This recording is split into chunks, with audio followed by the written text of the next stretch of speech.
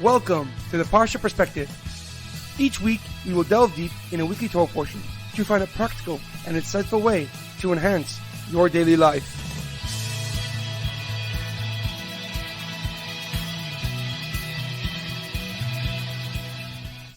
Thank you for tuning in.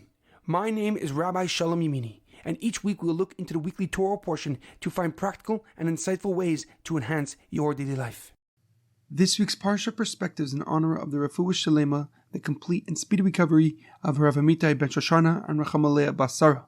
This week's Parsha Perspective is in honor of the Yortzeit of Shlomo Ben Edward, as well as in loving memory of Leah Mintche, bas Yosef, Edward Ben Efraim, and Yirachmiel Daniel Ben Gedalia. May their souls be uplifted and may their memories be a blessing.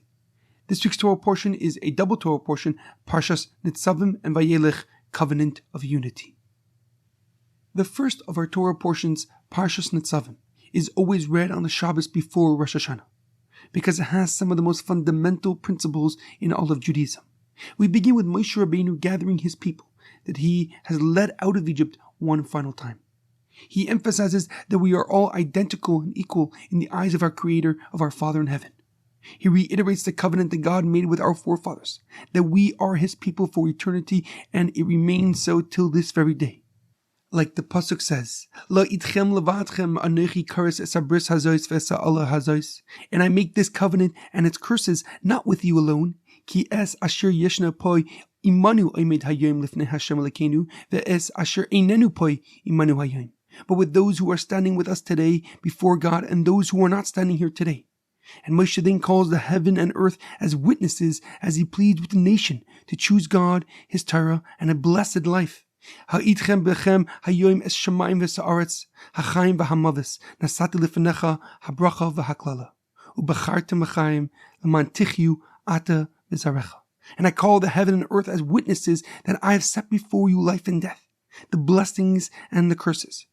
Therefore choose life so you and your children may live a long life. However, a question comes to mind. Hashem tells Moshe Rabbeinu that there will be a time when the nation will defy him by serving other gods and causing him to break the covenant that he has made with our forefathers, where he has made with us. And in the heat of the moment, Hashem will allow our enemies to rise up and conquer us, heaven forbid. And he tells Moshe to write this song as witness for the Jewish people. Va'ata kisvu lachem es hashira hazois. V'lamda es b'nei Yisrael sima b'fiyim l'mantia shira li hazois la'id b'b'nei Yisrael. Write this song and teach it to your children. Place it in their mouth so that this song will be for me as a witness for the Jewish nation. But why does HaKadosh Baruch Hu, why does God refer to this gloomy prediction as a melody, as a tune, as a song to be sung? Rashi, Rav Shlomo Yitzchaki, the leading Torah commentary, answers this question with a simple explanation. He writes that the song Hashem is referring to is next week's Torah portion, Hazinu, known as Shiras Hazinu. The first Chabad Rebbe, Rav Shner Zalman of Leah, writes in Shulchan that it is a known custom to learn Parshas Hazinu by heart and recite it each day for success, for a long life, and for happiness.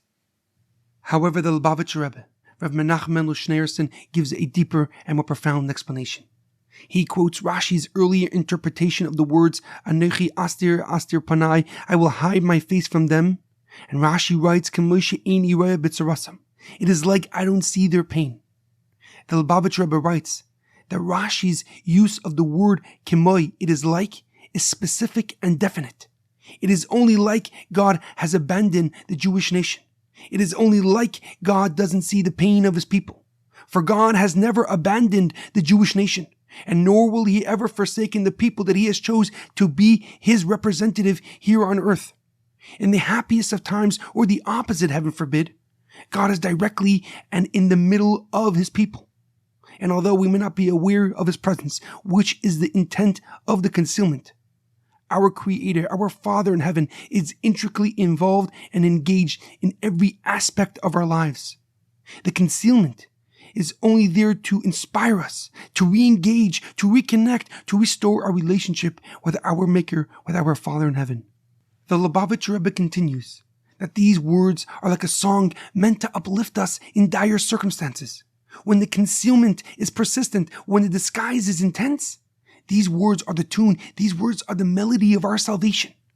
And we know that our bris, that our covenant with God is strong as long as we sing this song and shout these words. As long as we teach these words to our children, we will know that God's promise, God's bond to us, is unbroken and is intact. As the pasuk writes, "Va'atakisvu lechem es hashira hazois v'lamdel es b'nei Yisrael. Sima befihem lemantiu li hashira hazois le'ed levnei Yisrael." Write this song for you and your children and place it in their mouths. So this song will be for me as a witness for the Jewish nation. This profound lesson is ever more relevant as Jews worldwide join those already saying slichas, the communal prayer of atonement, late Saturday night, late this Mintche Shabbos.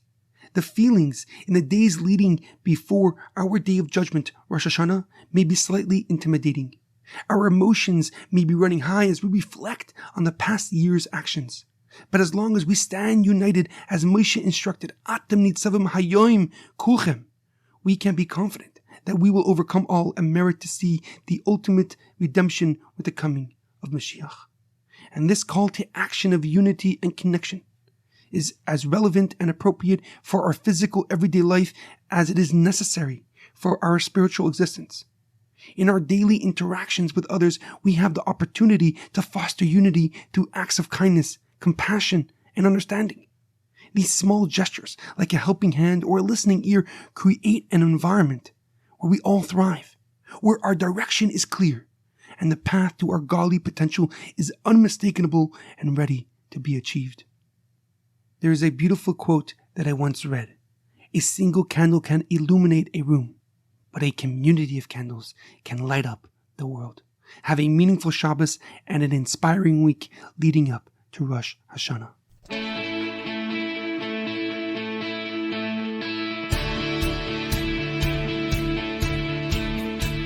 Thank you for tuning in to the Parsha Perspective. Check out our website, theparshaperspective.com. Send thoughts and comments to theparshaperspective@gmail.com. Till next time, thanks for listening.